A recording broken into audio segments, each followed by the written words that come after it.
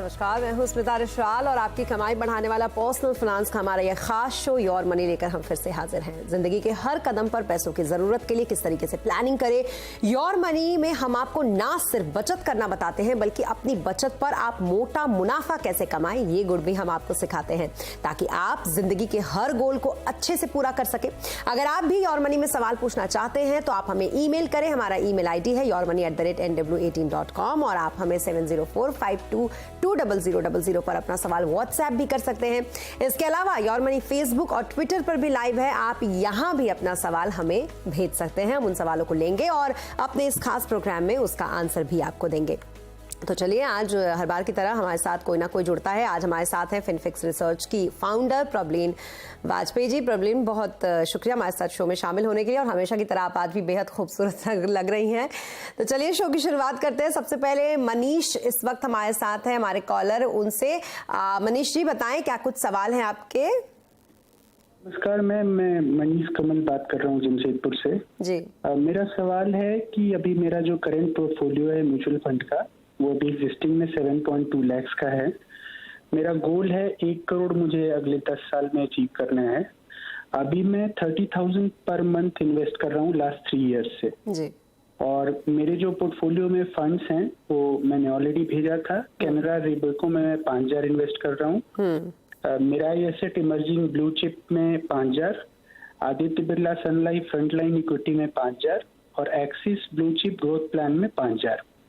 इसके अलावा मेरे पास 2 मिड कैप के भी फंड हैं, इन्वेस्को इंडिया मिड कैप जिसमें मैं 2,000 और Tata mid cap growth fund जिसमें मैं 2,000 इन्वेस्ट करता हूं।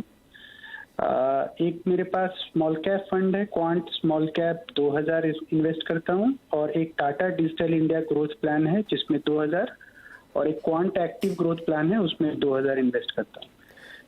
मेरा 2 सवाल है। नंबर 1 इसकी अभी जो मैं करंट पोर्टफोलियो है मेरा लास्ट 3 साल से मैं इसमें कर रहा हूँ और अभी आई थिंक कि is it right time to review it.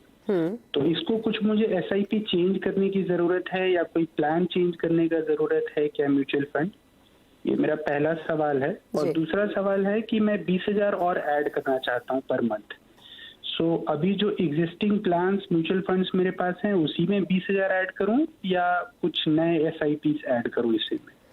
जी ठीक है मनीष जी। प्रबलीन जी, आपने सुना होगा मनीष जी बहुत क्लियर हैं अपने सारे गोल्स को लेकर, अपने सारे जो भी उन्होंने इन्वेस्ट कर रखा है उसको लेकर। लेकिन अगर आप पोर्टफोलियो देखेंगे तो 9 फंड्स हैं इनके पास, कुल मिला के सारे फंड्स के नाम ये ले चुके हैं इसलिए इसको मैं नहीं दोहराऊंगी। 30,000 की एसआईपी से इन्होंने शुरुआत की है, 20,000 और करना चाहते हैं। क्या कुछ सलाह रहेगी इनको आपकी?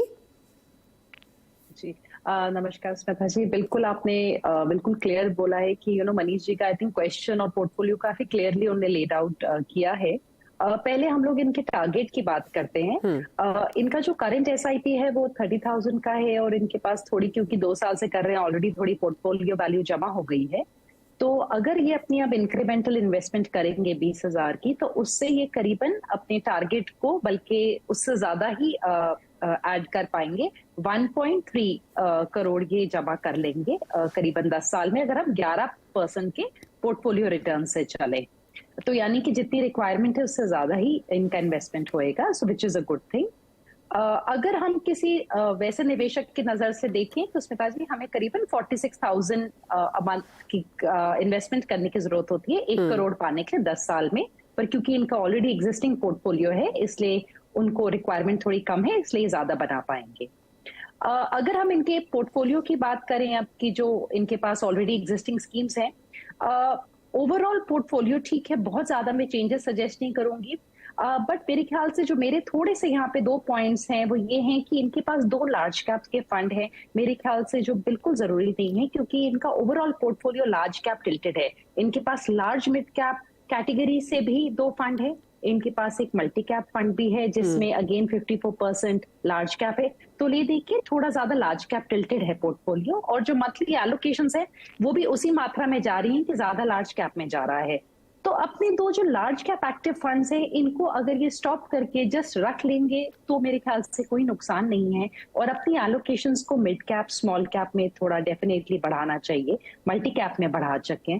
बिकॉज जो इनका थीमेटिक फंड है वो भी 80% लार्ज कैप में है तो ओवरऑल इनको मिड और स्मॉल कैप में अपनी एलोकेशंस बढ़ाने की जरूरत है।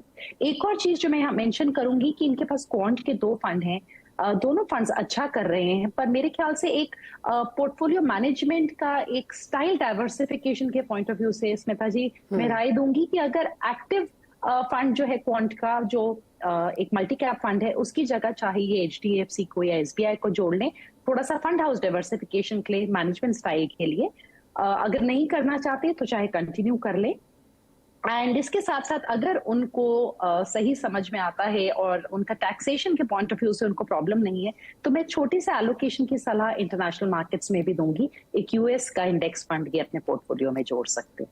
जी, तो मनीष जी जो काफी क्लियर है अपने इन्वेस्टमेंट को लेकर, उनके लिए एक यहाँ पर सलाह है कि बैलेंस करना भी बहुत जरूरी होता है और खास करके एक्सपोजर कहाँ पर ज्यादा बढ़ाना है और कहाँ पर कम करना है, इसका भी गुण होना चाहिए। तो वही आपको यहाँ पर प्रवीण जी ने बताया। तो आपको लार्ज कैप के 2 फंड में निवेश करने की सलाह उन्होंने दी है, बाकियों में उन्होंने रोकने के लिए कहा है। इसके अलावा मिड कैप के 2, स्मॉल कैप का 1, मल्टी कैप का और थीमेटिक फंड एक लेने को कहा। इसके साथ साथ एक्सपोजर आपको इंटरनेशनल फंड का भी लेना चाहिए, ये उनकी सलाह है। बाकी आप समझदार हैं इन्वेस्टमेंट को लेकर, तो कुल मिलाकर इस तरीके से अगर आप निवेश करेंगे तो जो आपका टारगेट है उसको आप अचीव कर लेंगे।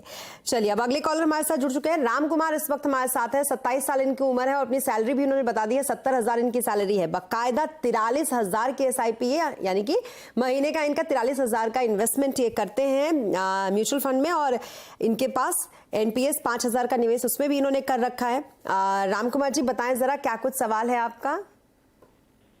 मैम, मैं रेलवे में जूनियर इंजीनियर हूँ और मेरा 6 फंड में 2 साल होने वाली है। इसमें मेरा ऐसे टैक्स अवेयर, बट ये बाकी 5 फंड है वो लेटेस्ट, मतलब अभी जस्ट स्टार्ट किए हैं। तो हमको सजेशन चाहिए था कि इसमें क्या मेरा फंड सही है, और हमको मतलब जानना है कि क्या मेरा लक्ष्य इससे पूरा होगा, और मुझे एक लाइफ इंश्योरेंस और हेल्थ इंश्योरेंस की भी मतलब सजेशन चाहिए।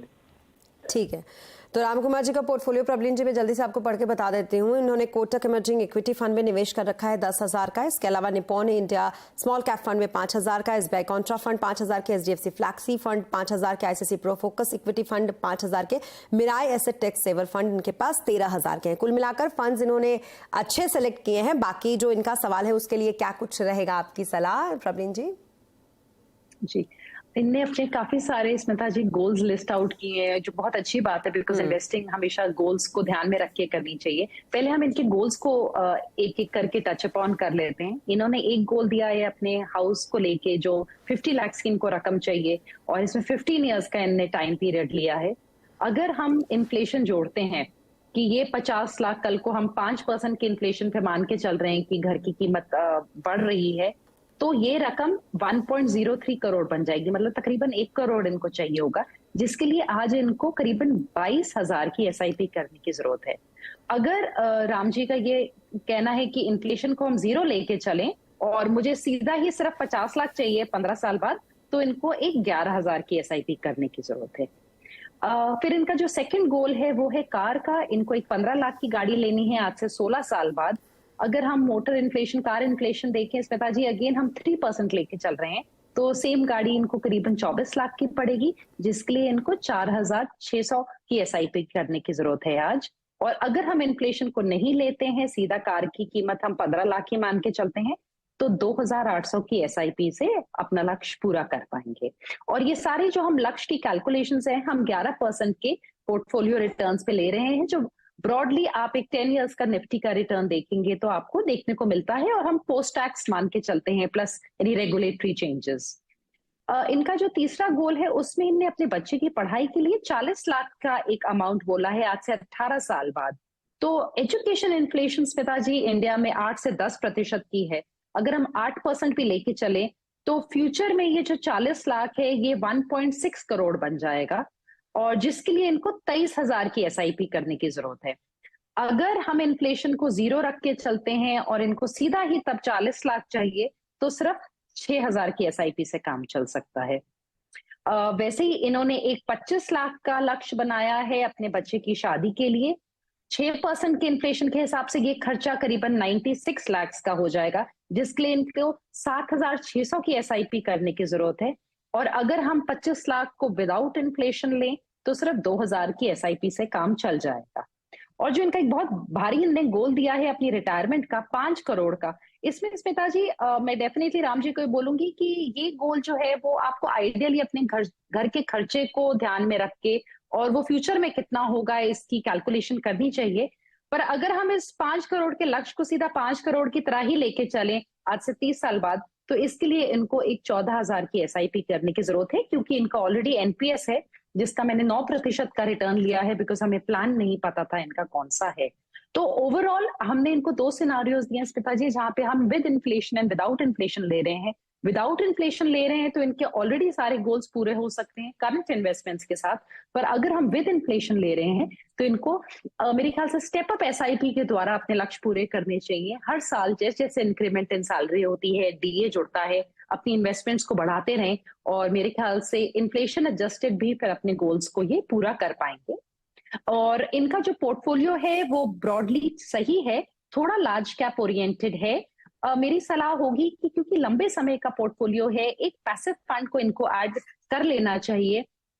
मेरे ख्याल से ICICI फोकस्ड इनको जरूरत नहीं है, क्योंकि इनके पास एक ऑलरेडी फ्लेक्सी कैप फंड है और मिराई एसेट में भी 69% तक लार्ज कैप है। मेरे ख्याल से एक निफ्टी 50 का सिंपल पैसिव स्ट्रैटेजी जोड़ सकते हैं, वो इनको एक लो कॉस्ट और एक सिंपल मैकेनिज्म रहेगा लॉन्ग टर्म इन्वेस्टमेंट के लिए, स्पेशली जो इनके रिटायरमेंट का गोल है। और अगर आगे चल के एक इन्वेस्टमेंट बढ़ाना चाहते हैं तो मैं इनको सलाह दूंगी कि ये एक पैसिव मिड कैप फंड भी बाद में जोड़ सकते हैं। जी, तो कुल मिला के राम जी के लिए सलाह रहेगी कि आप थोड़ा सा अपने जो फंड्स हैं उनमें बदलाव कीजिए और जैसा कि इन्होंने बताया अलग अलग टारगेट्स के लिए आप स्टेप अप करते रहिए अपनी SIP में और इसके जरिए आप अपने गोल को अचीव कर लेंगे। अब यहाँ पर एक सवाल प्रवीण जी मेरी तरफ से ये है कि हम अक्सर देखते हैं 2 तरीके के लोग होते हैं, यानी कि SIP के जरिए 2 तरीके से निवेश होता है। कोई एक व्यक्ति होता है जो ये सोचता है अगर वो आज निवेश करता है 30,000 का तो उसे कुछ सालों के बाद 2 करोड़ या 3 करोड़ का टारगेट है उसका।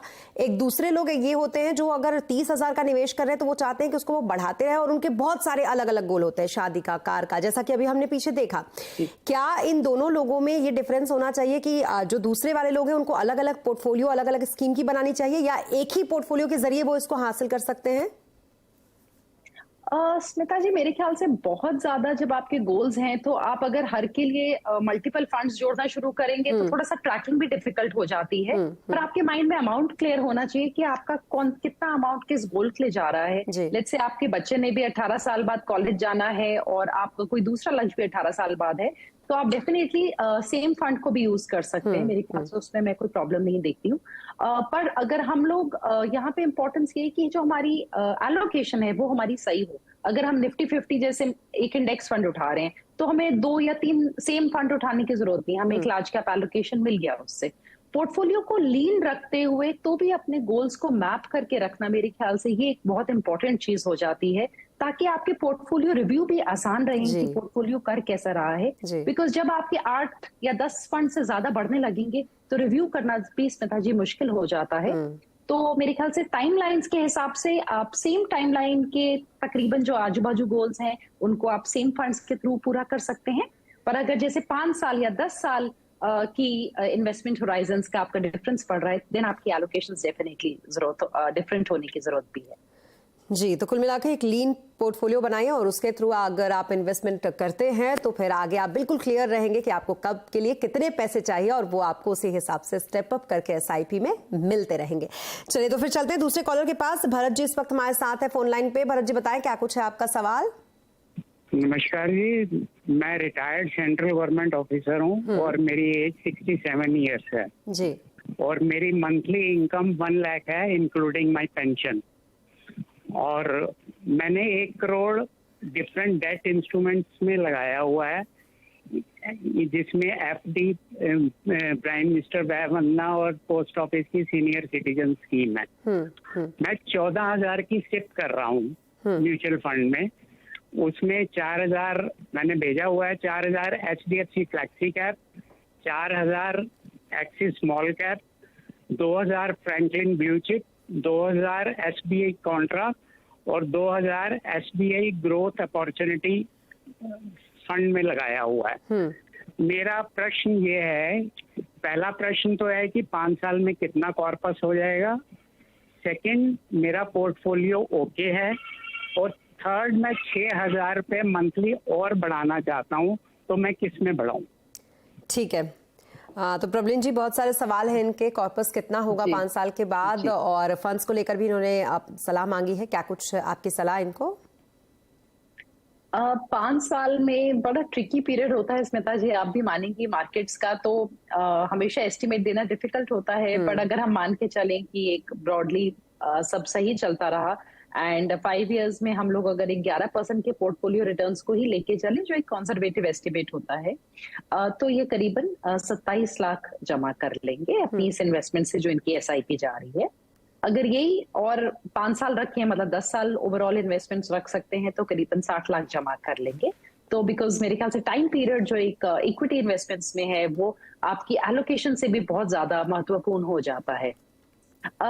इन्होंने जो अभी करंट अपना पोर्टफोलियो बनाया हुआ है स्मिता जी, उसमें हमारे पास एक फ्लेक्सी कैप फंड है, एक लार्ज कैप फंड है। ये दोनों ही काफी लार्ज कैप टिल्टेड है। जाहिर है जो लार्ज कैप फंड है प्लस जो हमारा फ्लेक्सी कैप फंड है, उसमें भी 90% ऑलमोस्ट लार्ज कैप ही है। एक्सेस ग्रोथ अपॉर्चुनिटीज में भी करीबन 60% तक लार्ज कैप है। तो इनके एज के हिसाब से देखिए तो एक लार्ज कैप टिल्ट और एक 5 साल के नजरिए के हिसाब से ठीक है।